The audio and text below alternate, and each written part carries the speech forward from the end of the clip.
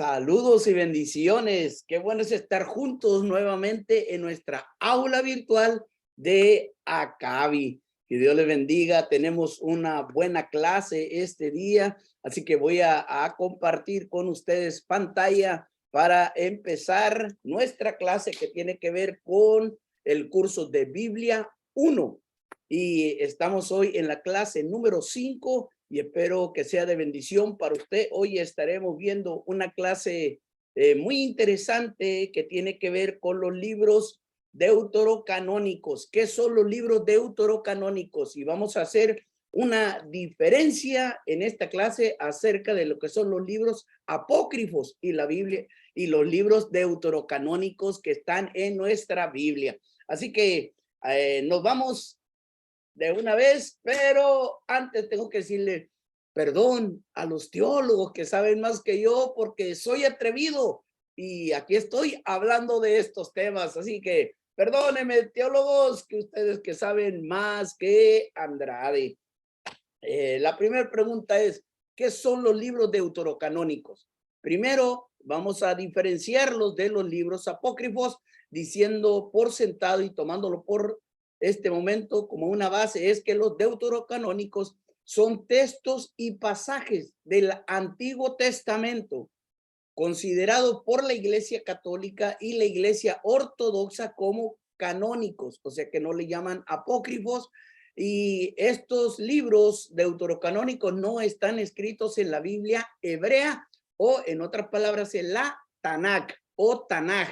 No están escritos, no están incluidos ahí. Entonces la Biblia hebrea no los tiene incluidos, pero la Iglesia Ortodoxa y la Iglesia Católica sí los tiene incluidos a los deuterocanónicos. Vayamos ahí, cuáles son los libros deuterocanónicos. Primero dejaremos por sentado que la Biblia hebrea contiene, estamos hablando exclusivamente Antiguo Testamento. La Biblia hebrea, ahí en el color rojo, usted puede ver que solamente contiene 24 libros. 24 libros que después se convirtieron en 39 libros porque se fueron separando. Ahorita lo vamos a estar mirando cómo es que llegaron a 39 libros de los 24 que tienen. La Biblia protestante en el color azul contiene 39 libros, o la Biblia evangélica. La Biblia católica en color verde tenemos 46 libros. Y ahí vamos a estar viendo algunos de los libros deuterocanónicos en un momento más. Y la Biblia ortodoxa, de la cual no nos vamos a ocupar para nada en esta clase, contiene 51 libros. Entonces, como usted puede ver, la misma Biblia, la palabra de Dios, tienen diferentes cantidades de libros. Solamente la color rojo, que es la Biblia hebrea, y la color azul, la protestante, tiene 39 libros. Ahorita llegamos porque decimos 24 y luego 39. Las otras dos Biblias, la católica y la ortodoxa, contiene diferentes cantidades de libros, pero ellos le llaman deuterocanónicos, no le llaman como nosotros solemos decirle apócrifos, el pueblo evangélico. Así que vamos a tener esa diferencia bien marcadita ahí para ir llevando a cabo este estudio. Nos encontramos ahora en una forma en que están divididos los libros. Usted puede ver voy a regresar. Aquí tenemos la Biblia hebrea, tenemos la Torá o la ley, que son 5 libros: Génesis, Éxodo, Levítico, Número, Deuteronomio. Todas las Biblias, los 4 cánones tienen los mismos libros. En lo que tiene que ver con la ley tenemos 5 siempre. Aquí también, aquí falta ley 5. Ok, ellos tienen 5, solamente le cambian un nombre al libro de números que se llama Aritmoi, el números, es lo único que cambia. En lo que sigue, tabla, tenemos nosotros libro de historia. Nosotros tenemos 14, la iglesia evangélica, perdón, la iglesia católica tiene 14, nosotros los evangélicos tenemos 12 libros. Aquí los tenemos, los 12 libros de historia. Aquí es donde entra en la Biblia católica, que entran 2 libros deuterocanónicos, que es el número 12 y el número 13, que es Tobías y Judith, o Judith, como usted le quiera llamar. En el número 8 y el número 9, primera y segunda de Crónicas, como nosotros lo tenemos, ellos le llaman paralipómenos, Paralipómenos, es como ellos le llaman a este libro, y nos marcan 2 libros más. Aquí ya va cambiando un poquito porque ya habla el primero, el libro de Reinos, segundo de Reinos, tercero de Reinos, que posiblemente pueden ser, creemos nosotros, primera y segunda de Reyes, pero ya entra otro más, porque 2 más, porque tiene segunda de Reinos y cuarto de Reinos. Luego tienen los libros de Crónicas, Paralipómenos, luego tiene el libro de Esdras, tienen 3 libros de Esdras, y aquí entra Tobías, que es el que sí está en la Biblia católica, pero no en la evangélica, y Judith. Entonces aquí están más o menos para que se vaya dando una idea de lo que son los libros deuterocanónicos. Después tenemos en los escritos, donde ellos tienen 11 libros de la Biblia hebrea, donde entran lo que para nosotros es poesía, Job, Salmo, Proverbios, Eclesiastés, Cantares. Ellos aquí lo tienen, hablan de 8 rollos también, 8 libros. Aquí los tenemos, vean que aquí entra primera y segunda de Crónicas, Esdras, Nehemías, Daniel, es como ellos están divididos. La Biblia católica le llama sabiduría o poesía, y poesía, poesía y sabiduría tienen 7, y aquí entran 2 libros deuterocanónicos más, que es Sabiduría de Salomón y Eclesiástico. Entonces aquí tenemos de los libros de los cuales estamos hablando, deuterocanónico. La Biblia ortodoxa sigue contando sus libros, y aquí a esta altura llevamos 33 libros. Después llegamos ya a los profetas. Nosotros estamos divididos, el cristianismo tiene dividido la Biblia en profetas mayores, que los cuales menciona 5, y profetas menores 12. La Biblia hebrea menciona, es bien interesante cómo ellos mencionan profetas, pero también le llaman profetas anteriores. En los profetas tienen 8 libros, 8 libros, de los cuales 4 profetas son anteriores, que ahí tiene Josué, Jueces, primera y segunda de Samuel, primera y segunda de Reyes. Es como ellos lo tienen divididos en profetas. Pero en profetas posteriores, que también mencionan 4, es interesante notar esto, porque en la Biblia hebrea tiene Isaías, Jeremías, Ezequiel, y luego tienen los 12. En ese libro donde están los 12, incluye todos los profetas que nosotros conocemos mayormente como profetas menores. Aquí donde está el color azul, entonces está dentro de los 12 que son los profetas posteriores en la Biblia hebrea. Entonces nos vamos a la Biblia católica. En la literatura profética aquí encontramos 3 libros más, de los cuales son deuterocanónicos, se me lenguó la traba, deuterocanónicos, el cual entra el libro de Baruch y el libro de primera y segunda de Macabeos, están dentro de la literatura profética. Y la Biblia ortodoxa, pues ahí termina con 51 libros. De esta Biblia ortodoxa no nos vamos a detener en este curso porque tengo muy poquito tiempo, así que tengo que seguir avanzando, y le damos a lo que íbamos a explicar en este día tocante a lo que son los libros deuterocanónicos. Las Biblias cristianas, como ustedes saben, incluyen los 39 libros de las escrituras hebreas, o en otras palabras, la Biblia ortodoxa y la Biblia católica no está basado, sus libros no están basados al canon de los judíos, pero sí la Biblia cristiana, los libros del Antiguo Testamento de la Biblia cristiana son los libros que están en la Tanakh. Aunque debemos de, por asuntos de estudio, algunas Biblias también contienen los libros apócrifos o los libros deuterocanónicos. Estos libros deuterocanónicos o los apócrifos, en la siguiente clase, próxima semana, usted va a poder mirar los libros apócrifos. Hoy estamos aprendiendo qué son los libros deuterocanónicos, los libros que entraron a este canon en segunda ocasión en la Biblia hebrea ortodoxa. Estos libros deuterocanónicos no formaron nunca parte del canon hebreo, pero se introdujeron cuando los eruditos judíos tradujeron las escrituras al griego. Esto es la Septuaginta. Cuando se traduce del hebreo o del arameo al griego, cuando sale la Biblia Septuaginta, la Biblia de los 70, cuando se traduce al griego, ahí es cuando se introducen los libros deuterocanónicos.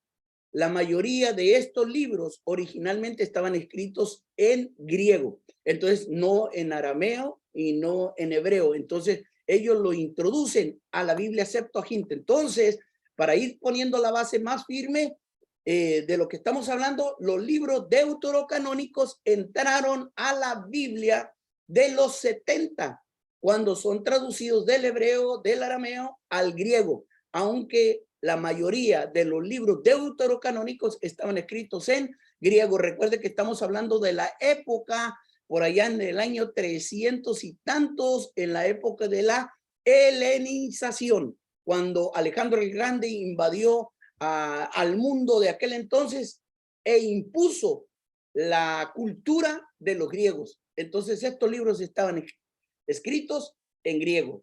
Aquí lo tenemos, ya la ilustración de Alejandro. Hubo mucho auge entre los judíos de la dispersación, estos libros deuterocanónicos. Eran judíos que hablaban griego, porque era el idioma que se hablaba prácticamente en todo ese tiempo, en todo ese mundo, y ahí los introducen en la Biblia Septuaginta, en la Biblia griega. Tenemos que dejar claro esto, que los libros deuterocanónicos eran altamente estimados por los judíos griegos de la dispersación, pero nunca llegaron a ser considerados favorablemente por los judíos que vivían o que se habían quedado en Palestina, porque ellos odiaban la cultura y el idioma de los griegos. Así que esa es la razón por la cual más adelante vamos a ver toda la influencia del pueblo judío que está ahí, el por qué no aceptaron estos libros deuterocanónicos, porque había un rechazo muy fuerte hacia la cultura griega. Más sin embargo, tenemos que dejar claro en esto que los judíos palestinos aceptaban solamente como canónico o inspirado solo aquellos libros que habían sido escritos en dos antiguos idiomas, como lo he venido hablando ahora, el hebreo y el arameo. Si ese libro no estaba escrito en hebreo y en arameo, los judíos de Palestina lo rechazaban, decían, este libro no puede entrar aquí con nosotros, no podemos decir que son libros inspirados por Dios.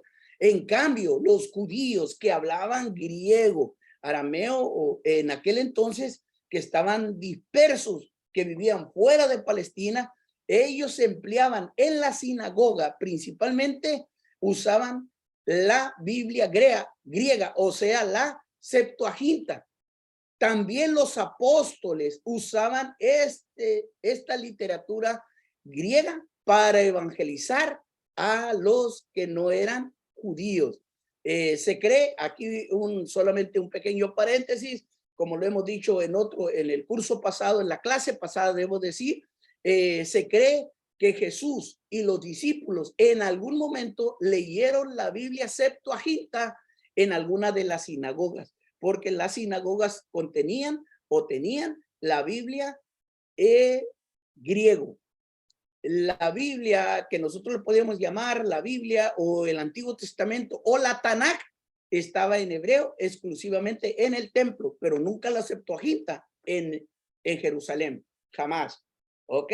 Entonces, aquí nos vamos a dar cuenta que en algún tiempo el Talmud relata, algún tiempo, vea, hay otro video que hablamos acerca de lo que es el Talmud. ¿Qué es el Talmud? ¿Qué son los targumines? Todo esto está en otro estudio, por favor, ahí búsquelo en nuestro canal, donde relatamos y hablamos qué es el Talmud. Pero el Talmud relata que en algún tiempo, después de la destrucción del segundo templo en Jerusalén, en el año 70, el rabino Yohanan ben Zakkai, él se trasladó, fue a la ciudad de Jamia o Jamia, donde él pidió permiso a los romanos para fundar una escuela de alajá,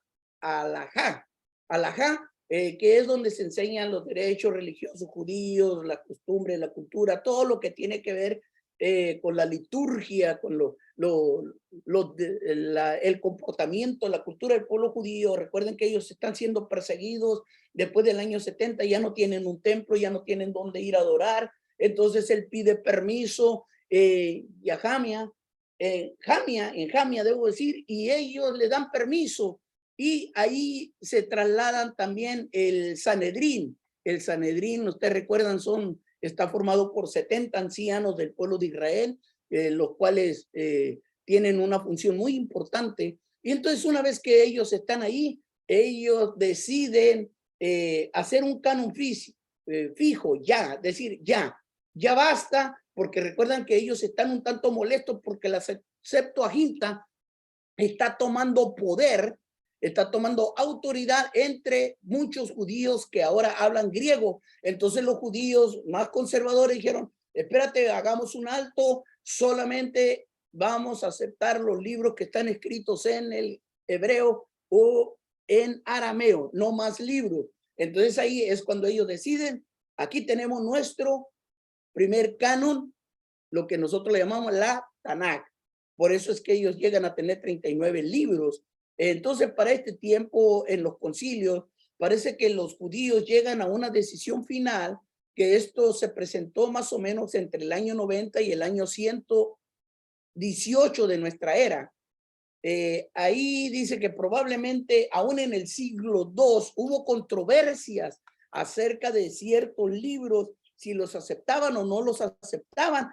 Fíjese, nada más, ya estamos en el año 118, el año 90, ya habían pasado cerca de 20 años o 15 años desde que Yohanan ben Zakkai había dicho, tenemos un canon ya, pero todavía en los siguientes concilios o reuniones que ellos tuvieron, decían, hay libros que tenemos que sacar, y aquí los tengo escritos, como el libro de Proverbios, el libro de Cantares, el libro de Eclesiastés y de Esther. Y supuestamente Proverbios y Eclesiastés lo querían sacar por supuestas contradicciones. Y el libro de Esther lo querían sacar porque en ninguna parte de este libro aparece el nombre de Dios. Entonces, al ir formando el canon, aún el hebreo, entre ellos están teniendo problemas. Libros que están escritos en el idioma que ellos habían escogido. Recuerden, están rechazando todos los libros que están escritos en griego. Ahí entran los libros deuterocanónicos. El cristianismo, los protestantes, el pueblo evangélico generalmente los llama apócrifos, pero otras comunidades, como lo dije al principio, como los católicos o los ortodoxos, lo separan. Dicen, no son apócrifos, son deuterocanónicos, o sea, hablan de un segundo canon, cuando ellos fueron aceptados tiempo después. Los deuterocanónicos, del griego, esta raíz etimológica, secundariamente canónicos, o sea que fueron escogidos cuando se reunieron. En la primera vez no entraron estos libros deuterocanónicos para formar la Biblia que ahora tiene la Iglesia Católica. No estoy hablando de la Septuaginta, estoy hablando ahora del pueblo católico y del pueblo ortodoxo. Ellos llegan a tener en la primera reunión, el primer canon, no entraron esos libros, sino hasta la segunda reunión que dijeron, vamos a entrar. Y es ahí cuando Samuel Vila, un gran hombre, hombre estudioso, un doctor en el Nuevo Diccionario Ilustrado, nos dice deuterocanónico. ¿Por qué? Dice, es la expresión usada por primera vez por Sisto Senense en el año 1569 y que es el calificativo que los exegetas católicos romanos dan a aquellos libros que las versiones católicas tienen de más respecto al canon hebreo y protestante. Como puede ver. Entonces, ya tenemos las bases, cómo es que llegaron los libros deuterocanónicos a las Biblias, ¿ok? Ya lo tenemos ahí, ya está claro esto. La Septuaginta, de la cual hablábamos, que fue traducido los libros del hebreo, del arameo al griego, esta Biblia, la Septuaginta, llegó a ser la Biblia entre los cristianos de los primeros siglos e influyó en la Vulgata latina. Vea usted el video de la semana pasada de este mismo, que creo que es la lección número 4, donde hablamos de las traducciones, y ahí va a encontrar más información acerca de la Vulgata. Esta Biblia vino a ser la Biblia aprobada en la Iglesia Católica, la Vulgata, más no la Septuaginta. Entonces la Septuaginta influyó en la Vulgata latina. Recuerden que en la Septuaginta ya están incluidos los libros deuterocanónicos, ¿ok? Entonces, veamos un poco de historia acerca de los grandes padres de la iglesia, los grandes hombres de aquel entonces. Ahí tenemos, nuevamente estoy repitiendo, con los colores rojo, azul, verde y lila, moradito. Ahí estoy repitiendo la cantidad de libros que tiene cada canon, pero quienes no aceptaron esto, ahí tienen los años. Mire, Orígenes de Alejandría, en el año 184 al 253 que él vivió. San Eusebio del 283 al 371 después de Cristo, el concilio de la Odisea, un concilio en el año 372, no aceptaban los deuterocanónicos, estaban ya en esa Biblia, pero ellos no los aceptaban. O sea, cuando ellos predicaban, cuando ellos enseñaban, no aceptaban las enseñanzas, la doctrina o los pormenores proféticos o qué sé yo que vienen en estos libros deuterocanónicos. Ellos no hablaban de ellos. Entonces tenemos un hombre muy importante, muy conocido, Orígenes. Él dijo, no lo aceptamos. En el concilio de la Odisea, un concilio que se llevó a cabo, ellos dijeron, no lo aceptamos aún todavía. Voy a leer esto de una manera abuelo de pájaro. La Iglesia Católica definió estrictamente el canon hasta la sección cuarta en el concilio de 30. Vea nada más. Cuando se decide que los libros de deuterocanónico entran a la Biblia, al libro sagrado, fue hasta el año 1546. Wow, es demasiado tiempo cuando ellos en esa sesión cuarta mencionan ese decreto sobre la escritura y tradición hasta el año 1546. Mas, sin embargo, en Trento se aceptó por primera vez para toda la cristiandad. Obviamente, los reformados no hicieron caso, naturalmente, pues obvio, estaba la separación. Entonces ahí ya se declaró por primera vez en el 1546 que la Biblia, Vulgata Latina, no la Septuaginta, sino la Vulgata Latina, era la Biblia, el texto en el cual el catolicismo se iba a basar en su doctrina. Atención, esto llama mucho la atención porque no están aceptando ningún libro, ninguna literatura, ninguna Biblia, ningún canon que fuera directamente del griego o del hebreo, sino una Biblia latina, la Vulgata Latina. O sea, los libros deuterocanónicos ahora están siendo traducidos al latín y de ahí la Iglesia Católica toma esos libros como deuterocanónicos. Tenemos que ir un poquito más allá. Según la decisión del concilio de Trento, que sucedió el 8 de abril de 1546, y el primer concilio vaticano en el año 1870, estos libros, como los del canon hebreo, son considerados como poseedores de autoridad divina y canónica. Entonces ponen la Biblia hebrea, la Tanakh, y que están en libros escritos en hebreo. Entonces toman los libros deuterocanónicos que están escritos la mayor parte en griego, los juntan y lo dice, estos sí están inspirados por Dios. Más sin embargo, tenemos que ir viendo por allá las cosas que están pasando en el sínodo de la Odisea en el año 363. Se propuso una lista de libros, la cual fue apoyada por el Papa Dámaso en el año 382. Y es Dámaso primero, porque hay otro Papa que es Dámaso segundo. Entonces, después, en el concilio de Hipona, en el año 393, se reafirmó esa lista. Y en el tercer sínodo de Cartago, en el 397, en la zona norte de África, se reconoció el canon de 46 libros,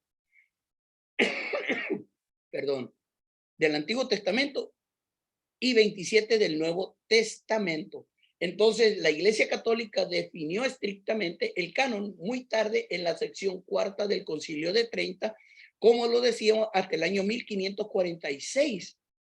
Y fueron solamente 53 prelados, o sea, entre obispos y arzobispos, quienes tomaron la decisión. Imagínate nomás, de toda la autoridad que puede existir en el mundo religioso, solamente fueron 53 personas quienes tomaron la autoridad y tomaron la decisión de decir, estos libros deuterocanónicos son inspirados por Dios. Desde ahí, desde 1546, estos libros deuterocanónicos empiezan a tomar la decisión de que ya están siendo admitidos y que son inspirados por Dios. Entonces ahí lo tenemos ya para que nos demos cuenta cómo estos libros ya son considerados dentro de lo que es libros inspirados.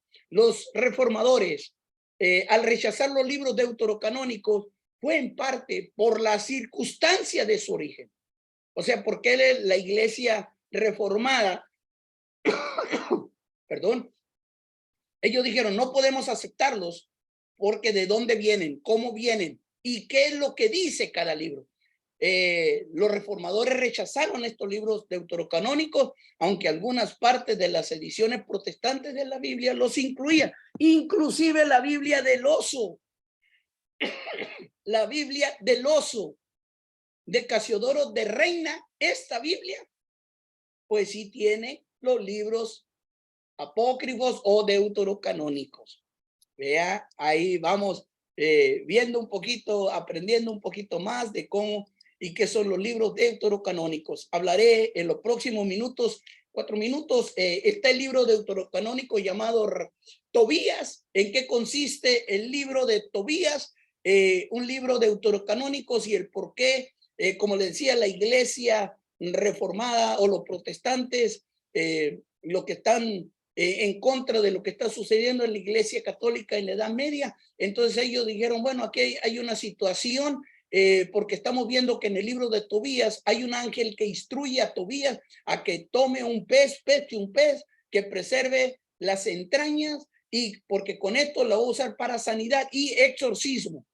Entonces ellos dijeron, esto no es correcto. También el libro de Tobías enseña cómo dar limosna o dar ofrenda, nos libra de la muerte. Wow. Pero también el libro de Tobías en el capítulo 5, verso 13 y capítulo 12, verso 15 nos habla acerca de cómo Dios apoya las mentiras. Entonces Lutero, que es un reformador, él describió a Tobías como una ficción útil y una comedia, dice, piadosa, encantadora, pero hasta ahí. Entonces, de ahí no más. La Iglesia Católica, que considera a Tobías como un libro deuterocanónico, lo marca como para celebrar en su liturgia los días festivos como a los ángeles. Hay otras lecturas que han sido usadas para las ceremonias nupciales. Entonces ahí tenemos el libro de Tobías, un libro deuterocanónico, el libro de Macabeos, que nos habla muy bien de la historia cuando viene aquel hombre perverso a mancillar el templo, y se levanta Matatías, un sumo sacerdote, y sus 5 hijos para pelear, para resguardar, para preservar la doctrina judía. Entonces ahí ellos en este libro salen vencedores. El problema que tienen en este libro, que en segunda de Macabeos 12:45 se enseña que se puede orar por los muertos.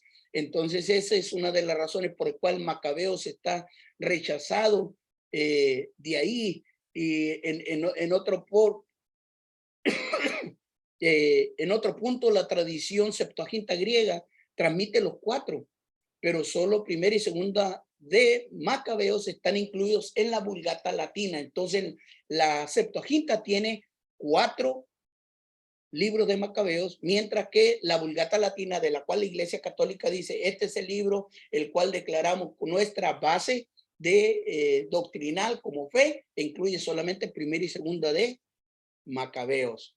El libro de Baruch es otro de los libros que enfatiza la importancia de mantener las costumbres judías tradicionales, como la circuncisión y las leyes alimenticias, a pesar de la presión para amoldarse a la sociedad no judía en la que estaban insertos. En otras palabras, ellos a donde quiera que van, dice, tenemos que hablar de esto.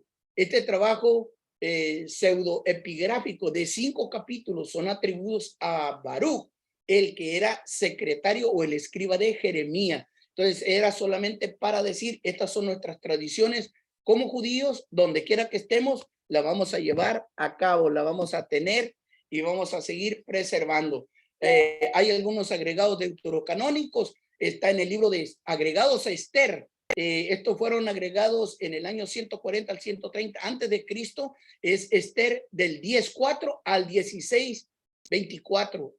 Vea nada más. Y el capítulo 12 están agregados. La oración de Azarías, esto fue del siglo I al siglo II, en el libro de Daniel, capítulo 3, 24 al verso 90, y el capítulo 13, pero también tenemos otro agregado de Susana y en el libro de Daniel, y el otro agregado, Daniel capítulo 14, que habla de Ben y el dragón. Son partes agregadas a estos libros, al libro de Esther, de Daniel, que fueron agregados.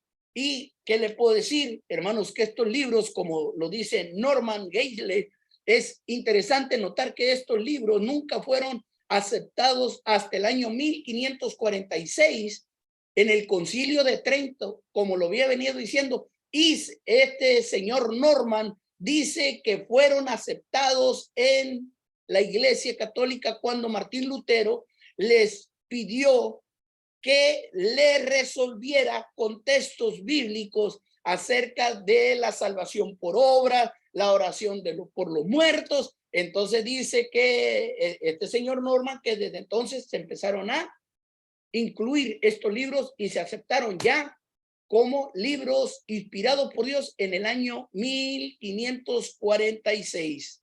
Y al llegar a este momento, nuevamente les digo, perdona a los teólogos que saben más que yo, perdonen porque me atrevo a hablar de estos asuntos. Que mi Dios me los bendiga y los esperamos rápido, muy rápido. Conéctate con nosotros, ve a nuestro canal, aquí a YouTube, suscríbete y espera la siguiente clase. ¿Qué son los libros apócrifos? Que Dios te bendiga, que Dios te guarde. En este momento yo dejo de grabar. Que Dios te guarde. Sigue disfrutando y sigue investigando qué son los libros deuterocanónicos.